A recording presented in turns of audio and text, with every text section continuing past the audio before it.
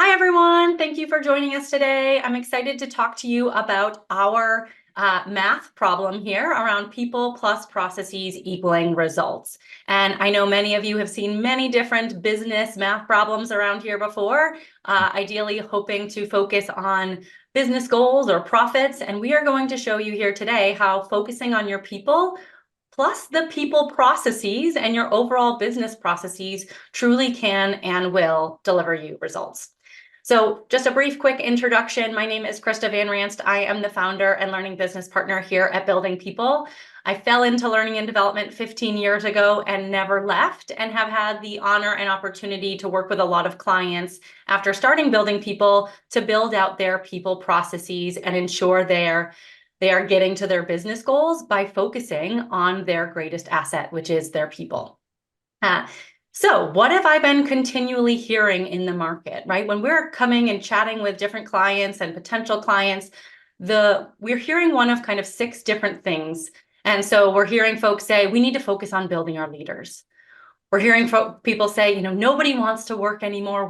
We can't find good people, right? These aren't things that we were necessarily hearing. Some of them were things we were hearing prior to COVID, but they're definitely newer questions, newer comments that we're hearing since COVID. What types of program are other people offering? And usually I hear this question not in terms of understanding. We want to understand the trends that are in the market so that we can also get on top of it. I'm hearing it because people are, I think, overwhelmed with all of the options from a learning perspective, and they just want to know, can I have a buffet menu and just pick and choose from something rather than thinking about the actual business goals?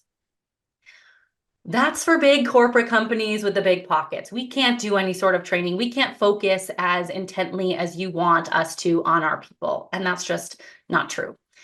Our people learn best by being thrown into the fire, sink or swim. And the best part is that the leadership says that, but employees also say, when I ask them about onboarding, they say, I didn't have an onboarding at my last company, but I really find that I just learn best when just being thrown into the fire. And I think there is some truth to that, but I think we can also be really intentional on what fires we are throwing at folks and maybe the level of fire that we are giving them. And then last but not least, one of my favorites, our folks are too busy to attend training. And my favorite question to ask after that is, why are they too busy? What is going on that is making them so busy? Do you need additional people to do the jobs, or are they not as efficient as they probably could be if they were trained? So in that process, they're asking a lot of these questions, but I don't feel that they're asking the right questions. And I want to kind of describe here what has been going on, what's happened over the last couple of years that has really ensured that we need to focus on our people operations and why we need to do that. So a few different pieces. There was a huge hiring spree the last few years. No processes were put in place prior. And obviously, in particular, the speed at which folks were being hired, they couldn't put some processes in place. So it was a little bit of the Wild West. Budgets more constrained now than they were 2 years ago. People are actually focusing on all of the numbers, whereas I think there was a period of time where people were just throwing money at things to make it happen. Business goals a few years ago weren't necessarily created, but were rather, in my mind, focused on, let's take advantage of the luck that's going on out there and let's just continue to grow. Not really thinking about the longevity of the people and the business growth and what would potentially happen if and when the economy started to settle again. At the time, leadership roles were hired from the outside, which was squashing internal growth, really frustrating a lot of folks and saying, why should I stay here? I can't continue to grow. And they just keep hiring the top guys and girls from the outside.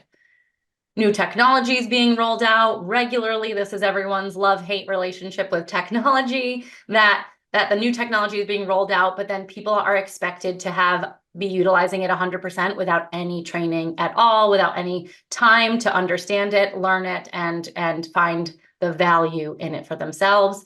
And last but not least, employees don't understand what opportunities they have. They come in, they aren't necessarily shown any sort of career path, any opportunities for them to continually grow and be challenged in their work, a positive challenge. And so they keep an eye out for other opportunities outside of their day-to-day, right? And so your business can't grow if your team is not growing alongside it. A few additional outdated methods that we have seen over the last couple of years is that, and honestly, it's been the last 15 years since I've been working in the people space. There is a huge focus on the hiring. And if you look at hiring budgets, oftentimes those hiring budgets can and sometimes are more than the budgets are to retain people, to focus on developing people. And the data says external hires cost 18% more than internal hires and are 21% more likely to leave during their first year.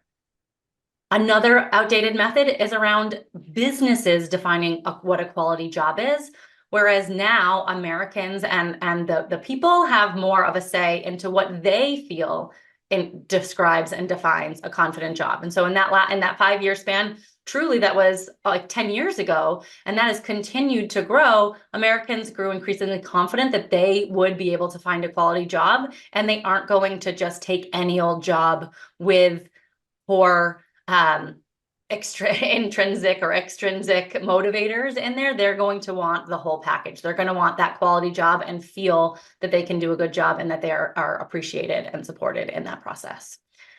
And then last but not least here, we have a focus on command and control leadership.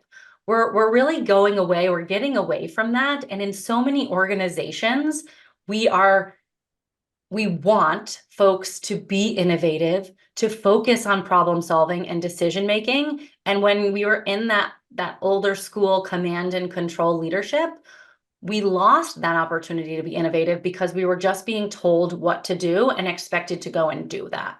And organizations don't want that anymore. They want people to be innovative. They want them to be seen as decision makers and problem solvers. They want them to be agile and nimble.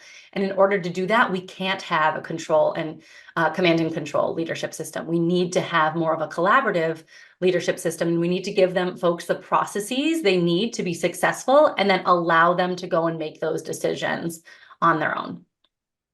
So what does that mean? What it means is that we can't do the same thing that we used to do 5 or 10 years ago and get different results, right? So we have to acknowledge that we have to do things differently than we used to do them so that we can have different results in the future. And that is why we have set up this equation for people plus processes equal results. Our main focus at Building People, surprise, surprise, is around the people. And we feel that people processes are truly going to and have seen give really, really great business results to our clients. Now, I'm going to give you all a few moments. I'd love for you to look through each of the items on this wheel and take 3 or 4 minutes. If you have the workbook, you can circle them. Also, feel free to just do it in your mind. On a scale of 1 to 10, 1 being we have no clue around this category, we have done nothing, to 10 being we are rock stars and other companies should do what we're doing because we are an example of excellence, right? So that would be that level 10, level 1, not so great. Level 1 would be in the middle of that circle. Level 10 would be on the outside of that circle. So take a few moments, and I want you to read each of these categories separately and then score your organization on that scale from 1 to 10.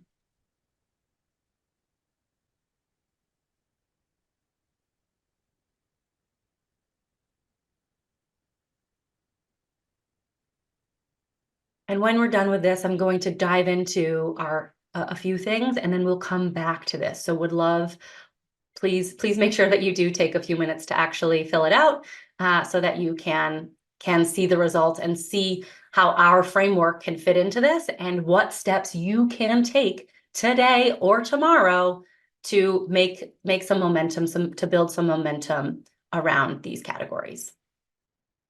I'll give you 1 more minute.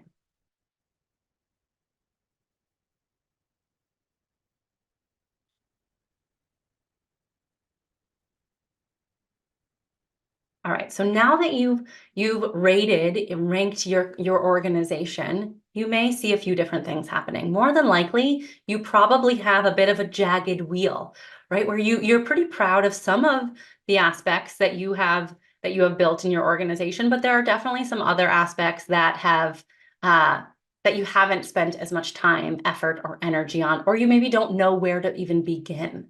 And so when you have a jagged wheel like that, right? If you think about moving that forward, it's going to take a lot more energy. You're going to have to really give it a lot more muscle behind it to make it work.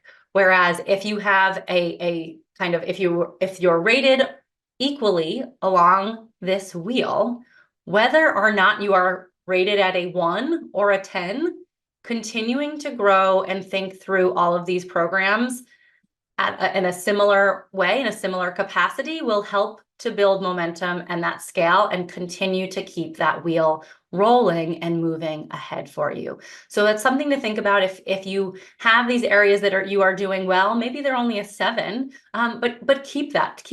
Those maybe aren't your priorities. Look at the ones that are the lowest, and then think through, during the next few minutes of this presentation, how can I take the highest priority or lowest calculated items here on this circle and advance them in the next couple of days by just taking a few actions toward improvement. All right, so we'll just dive into it. Our philosophy, surprise, surprise, is an acronym for people, and we focus on these 6 different areas to help our businesses create a formalized people operations plan to grow their organization, to get them business results, right? And so we'll dive into each of these a little bit further. From a people aspect, we think that professional development for company-wide growth is really, really important, and we tend to separate professional development into 5 different buckets or categories. We think through technical, the technology training. Technical is more on the roles and responsibilities, day-to-day job roles for different employees. Technology is that continual need to learn as technology advances and enhances both the software and the hardware. We've got our soft skills and power skills that folks across the company need. And then we have management and leadership skills that folks growing in their careers are going to need to learn so that they can be successful managing in different types of people in different capacities.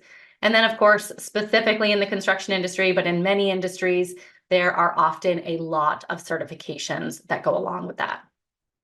So as this is a people plus processes equals results, we have a workbook here for you. And so after every letter in the acronym, we are going to show you one of the pages within the workbook that you can start to look at the processes we take to gather information to be able to roll out that people process.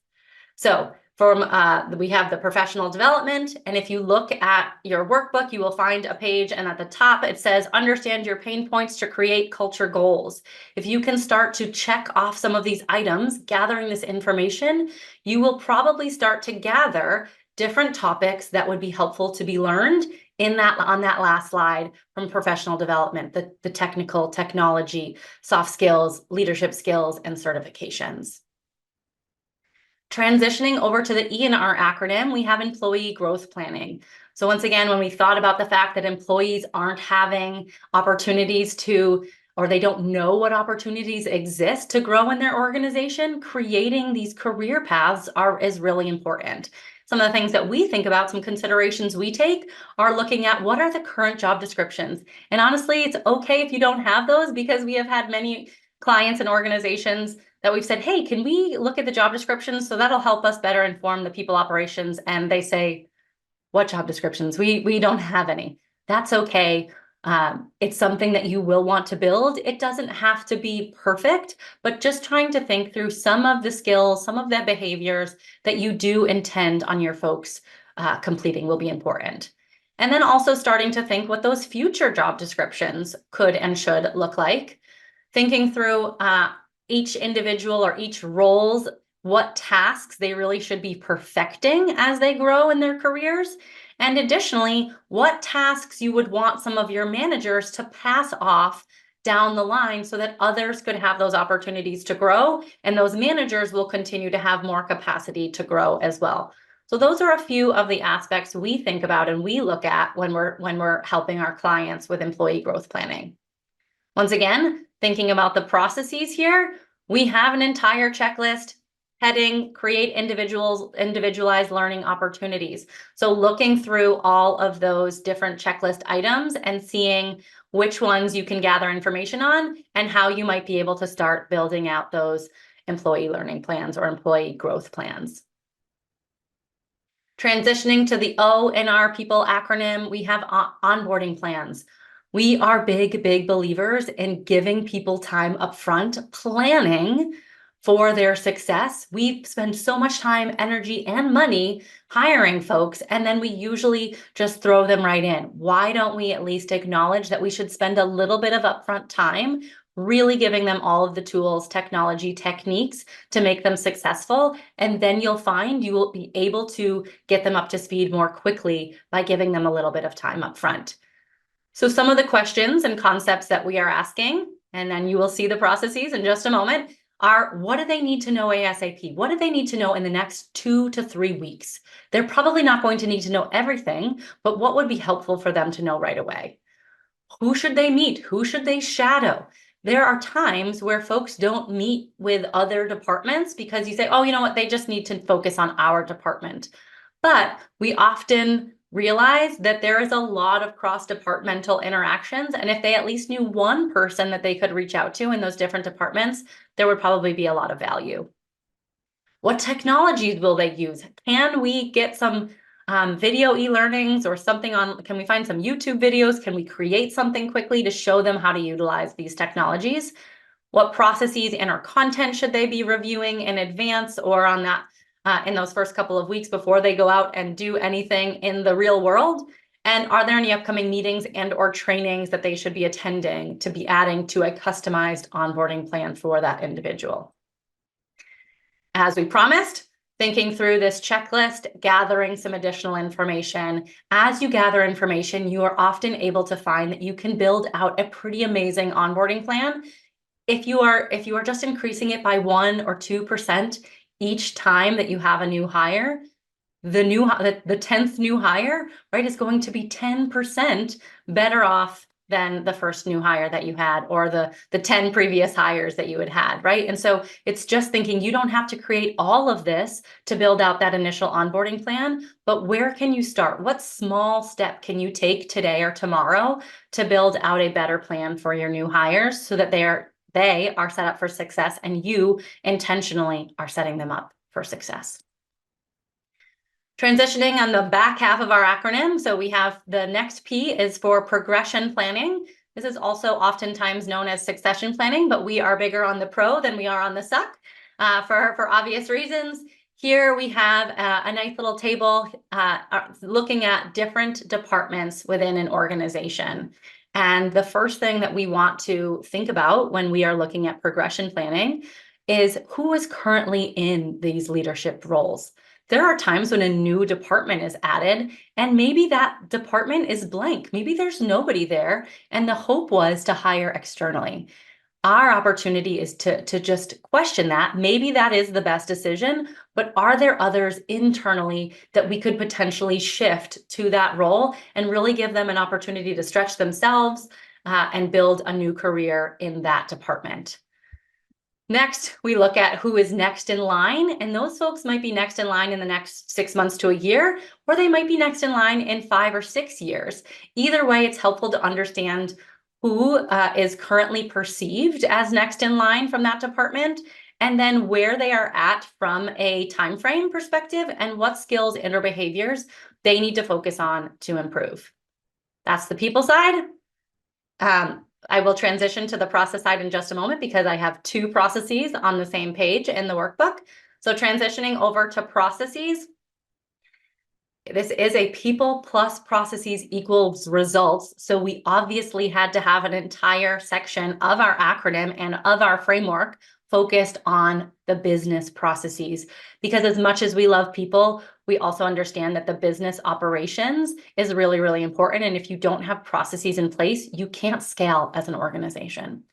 So some of the concepts that we think through, prioritizing these processes. Yes, you may have 37 or 137 processes that are important to your organization. Which ones are costing you the most money because they're done poorly, or which ones have the most people that are having to engage in those processes on a regular basis? Focus those as your top 5 or your top 10, and try and check those off the box, check those out of the box as quickly as you can. And the next piece would be delegating that to experts. I find so many businesses, when we start to look at processes, they're overwhelmed because there is this feeling of, oh my goodness, I am going to have to create all of these processes on my own. No, no, no, no, no. That is not the intention. That is not why you have a team of people. And I promise you, the team wants to have a say in what these processes look like. So delegating that to experts. The other thing I would note is potentially delegating it to people who want to be experts, who at least are acknowledging that they aren't an expert in this area, but would love to do the research, would love to talk with their colleagues and teammates to understand what that process should look like, and will do the back end work to build something out and get it approved. Once that happens, you can record that process. I'm a big fan of recording it in Zoom and having it transcribed in a tool called Rev, but you can record that process in writing. You can record it however you would like and whatever makes most sense for your organization. And then the last step in this process around processes is making sure that you share it publicly. I often find that SOPs get completed and then they get shoved in a drawer, printed and put in a binder up on a dusty shelf. So making sure that you are sharing this publicly and adding any stories as to what the value is of this process and the definition of success. If you are not defining success, that process could look really, really different from someone else's process if they don't understand what the end result is going to look like. All right, so as I mentioned, as I promised, people processes. We've got organizing your processes here, and then we've got the succession or progression and growth in this bottom category. Here are some items for you to think about from your people processes. And last but not least, in our overall people framework, we have engaging future hires. If you have spent all of this time and energy building out the professional development, the employee growth plans, the onboarding for new hires, the progression planning and leveraging processes and procedures, and then you go and just hire somebody with a pulse, you are never going to feel like you are making progress and you are able to scale. It is really, really important. We are not here to talk about all of the best practices from a recruiting perspective, but we are here to say, how can you think about people operations and how you're getting people on your team and on board without just hiring the wrong person and continuing to cycle through new people and not being able to push and promote a people-centric culture going forward. So a couple of the concepts that we think about here: how do potential hires learn about your organization? Making sure that there is information out there about your organization other than just your website. Can they find out little fun facts about some of your teammates, or about projects or programs that you have built or grown, things that aren't just common knowledge? What information can or do you share in advance of an interview? Do you offer podcast links or news articles or anything that you could provide to a potential new hire to have them do a little bit of homework? And that will allow you to see, one, if they cared enough to do it, and two, what questions they are going to come to you with and how interested and intrigued are they by the information.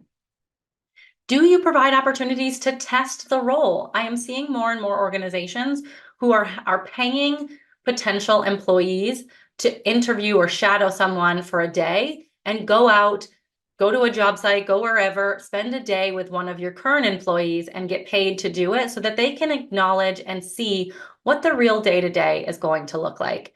Some of those folks have self-selected out. That's really great. I would much rather spend that money on one day versus spending it to hire somebody for 9 to 12 months and then realizing it.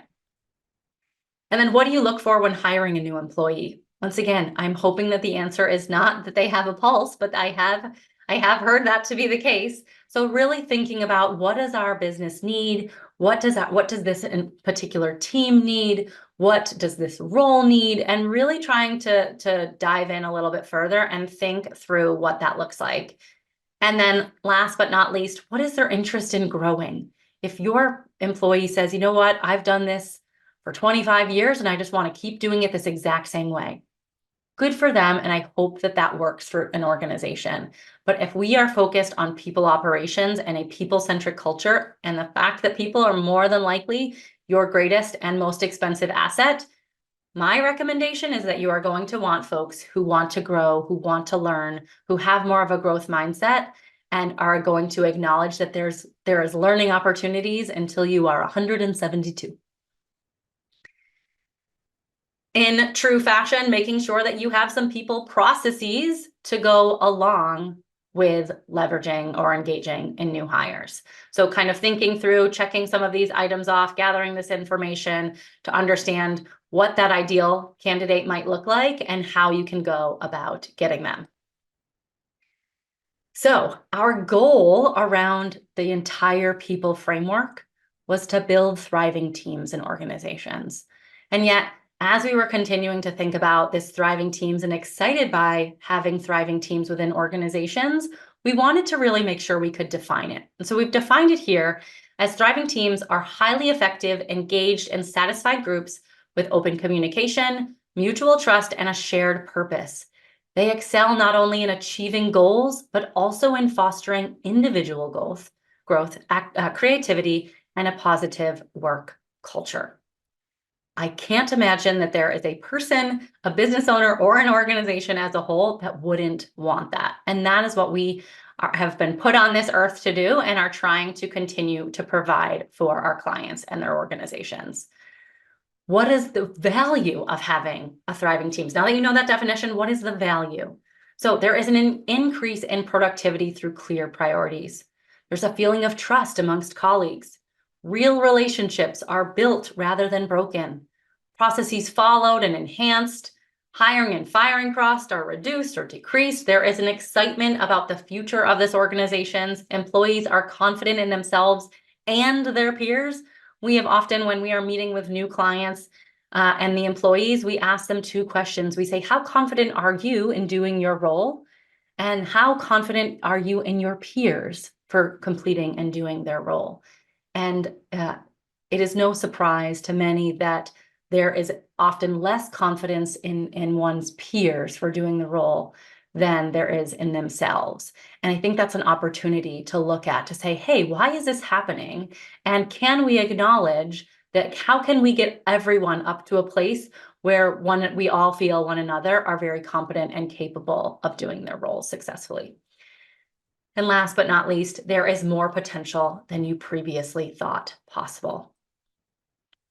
So going back to this wheel, right? You've now heard the acronym, the people framework that we have and that we put in place for our clients.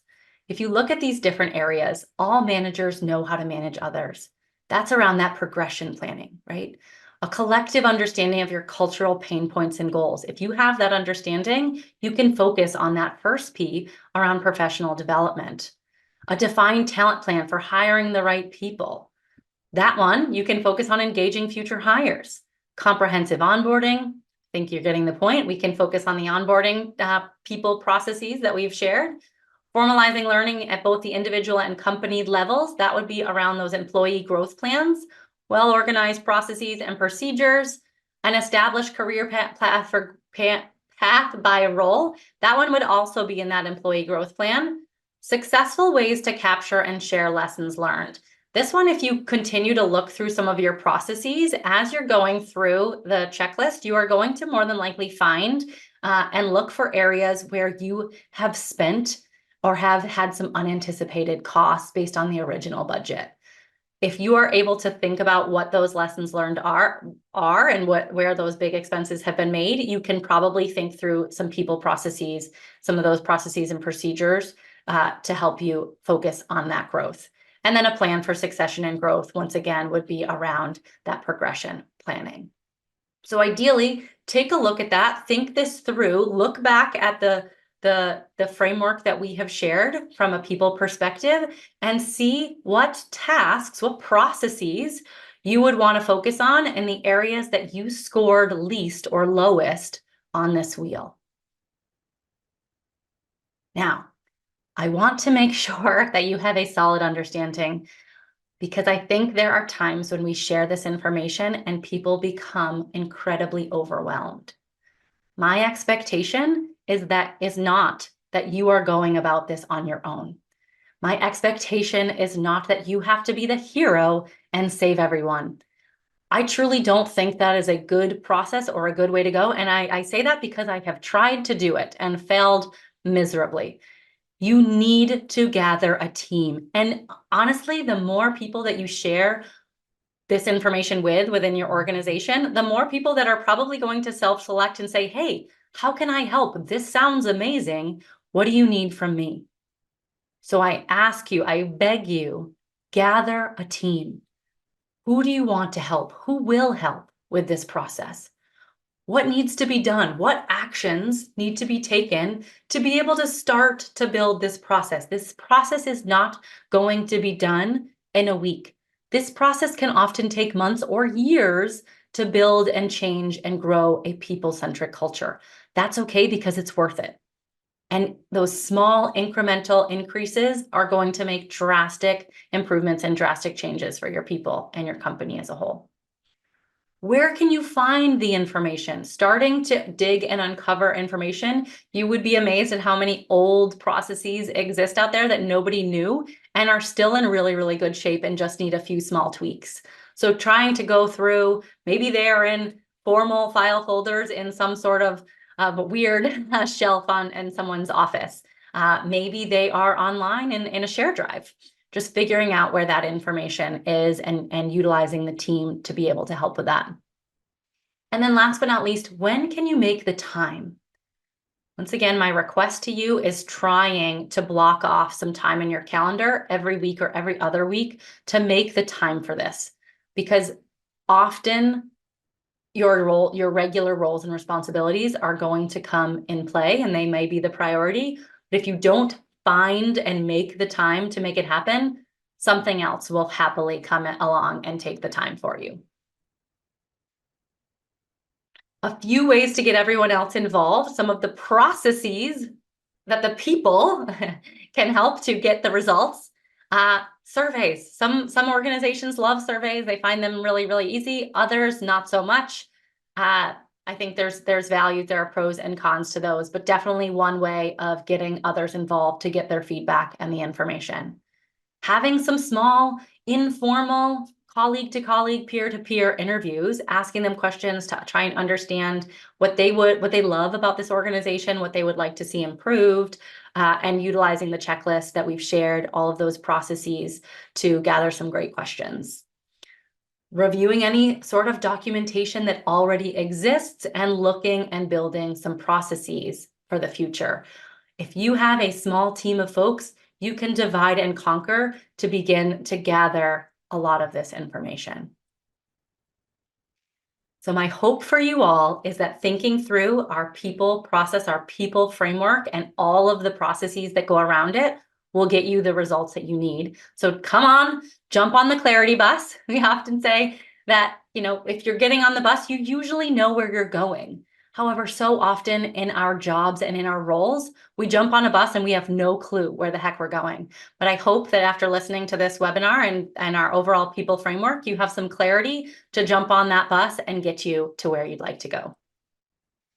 I want to share one last case study and then a few parting words, and we will pass it on to be able to make some results happen for your organization. So there are times where we have met with different organizations and clients to understand how the people plus processes are going to equal results and what those results actually look like. So a few things that we had here were that this one in particular client wanted to focus on process improvement. They wanted to increase the utilization rates of the technologies. They wanted people to be utilizing it at a higher capacity, and they wanted to build internal experts or future leaders. So those were kind of their results. Those are their goals, I shall say. We then transitioned them down to what those results could look like. Those results for us looked like structure, clarity, and consistency in results. It looked like measurable KPIs and streamlined workflows. And it looked like proactive teachers and a growth plan for empowered successors. But we didn't stop there. There, we took those 3 goals, those 3 results, put them on the left-hand side, and thought through different deliverables that we could provide and help an organization with to be able to focus on our people, build out some processes to get them the results that they wanted. Now, as I said, this is not something that you do alone. However, that wheel, that spiky wheel that you currently have, it's going to take some real heft, some real weight to get it going. And my request to you is acknowledging that you have the clarity in this understanding right now. That is some of that weight. You have some of these checklists and processes that you now can go and utilize. That's the weight you need to be able to start building this momentum.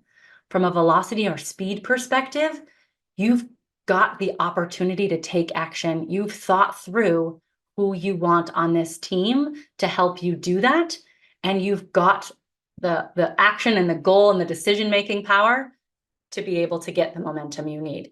So my request to you is to take this opportunity, think through 1 or 2 opportunities you can take today or tomorrow and start putting them into action and making them a reality.